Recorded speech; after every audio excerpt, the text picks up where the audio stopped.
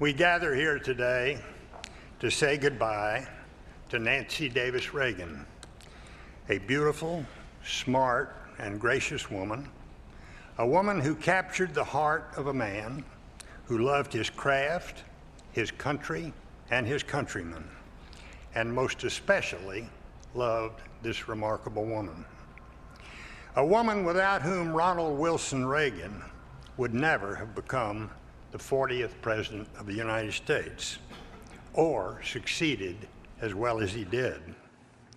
The Cold War that President Reagan did so much to end brought them together. In 1950, the name Nancy Davis appeared on a list of communist sympathizers. Would the Hollywood blacklisters know that this was a different person and not the young actress?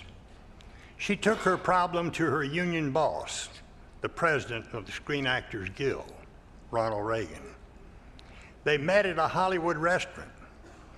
The dinner would be brief, they agreed, because each had an early casting call.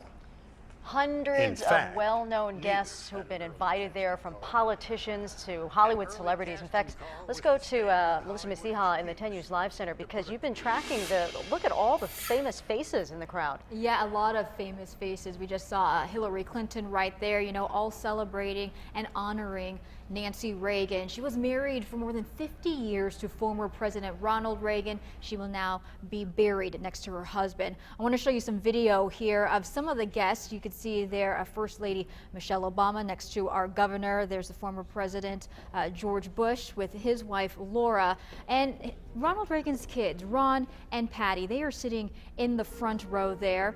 Former Governor Arnold Schwarzenegger with Maria Shriver. This is video of them heading into the funeral. Diane Sawyer, you heard her a few minutes ago talk a little bit about her experiences with Nancy Reagan. And Mr. T, he is very recognizable. He was very active in Nancy Reagan's anti-drug campaign, the Just Say No campaign. You could see him there sitting next to actor Gary Sinise, of course famous for playing Lieutenant Dan in Forrest Gump, as well as broadcasters. Tom Brokaw there, also among the invited guests for today's funeral. Again, nearly 1,000 people invited to honor Nancy Reagan, and before the funeral, about 5,000 people paid respects during a public viewing. I'm Melissa Messiha here in the Live Center. Back to you. Thank you.